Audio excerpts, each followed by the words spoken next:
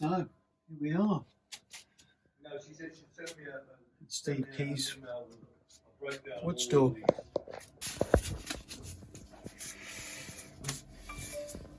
This won't hurt a bit.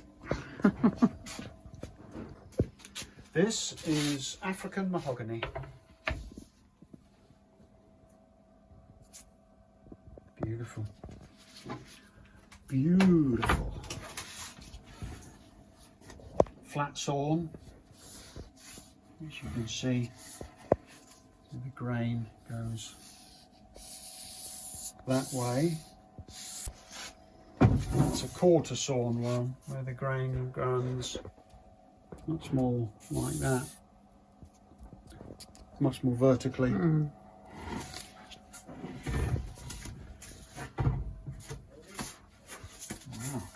this is lovely and light, really good.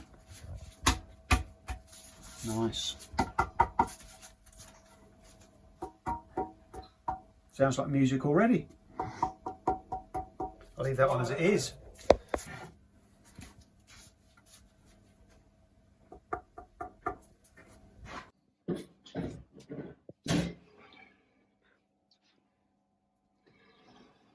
Beautiful. Look at that. I'll have a couple of them.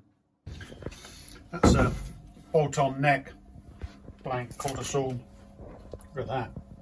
Lovely straight grain, lovely flame. Oh, that's got some figure in it, that one.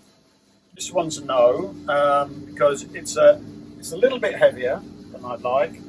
And the grain, whilst it's fine, I'd like it to be, I'd like the crown there to be a little bit more central.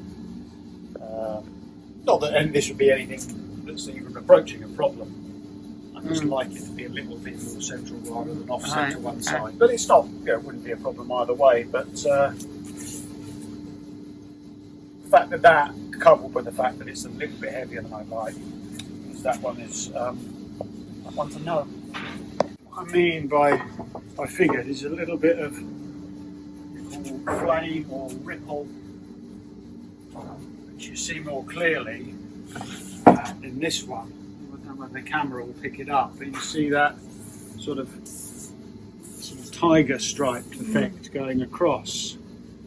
Now, I'm not entirely sure why it happens. I'm not entirely sure why that anyone really knows, but people generally think it's due to stresses in the tree. You know, as the tree sort of stands upright against wind pressure and the weight of the tree puts stresses in certain parts of the tree. But you can have two trees that grow next to each other in exactly the same place, and one will have figured wood and the other one won't. So it's a bit of an unknown, but that bit's got quite a lot of figure in it. What's nice about selecting wood that's been diced up like this is you're seeing the wood as it is much closer to the finished guitar. I mean, I do buy large boards of wood as well. The trouble with large boards of wood is that they can vary hugely from one end to the other. You can have one end that's nice and light, and the other end, which is much closer to the bottom of the tree, can be really, really heavy. So it's sometimes a little bit of a lottery doing it that way. This way, you're ensured that you can be sure that everything you get is exactly what you need.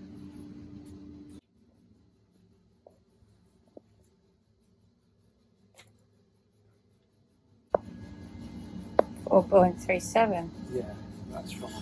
So close enough, isn't it? Close enough. The maybe pile is growing. And the no pile isn't very no-ish at all. No, that's there. There's quite a lot of those. Alright. Maybe. Oh Lord, we're going to be taking home a lot of wood. Making a lot of guitars. This is actually fine. It's a very nice piece of wood. It's lovely, beautiful straight grain, nicely flat sawn, fairly near the middle.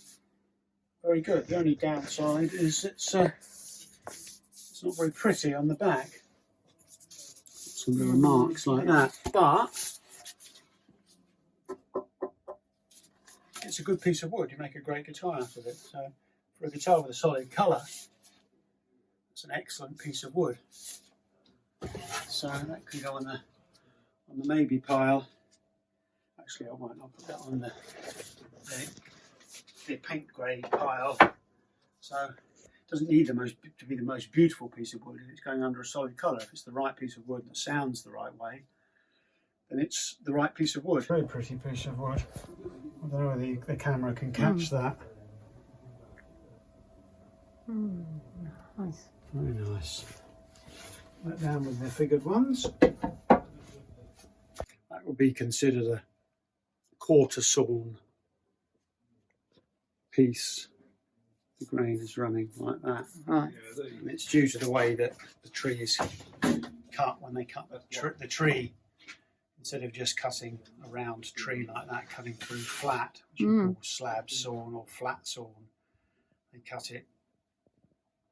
They cut it up into quarters essentially, and then cut it sort of radially, so you get the grain running, the tree running around like that, and it's much more stable. There's no sort of universally accepted metric which says what's good quality and what's bad quality. Obviously, something with lots of knots in and flaws and cracks is very low quality. But for my purposes, for making guitars, I want stuff that suits my purposes, what I want. I like things to be as straight grained as possible, on all faces, and uniform colour. I like them to be as light as possible. It doesn't need to be super light. I mean, sometimes if it's too light, it won't be.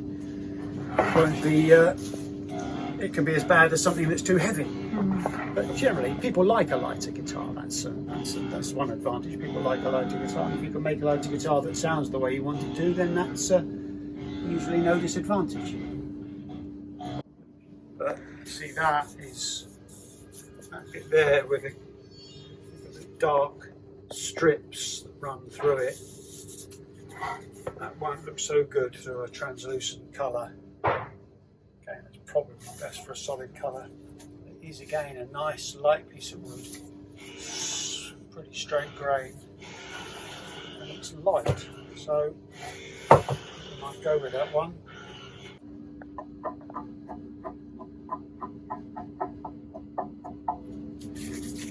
Good.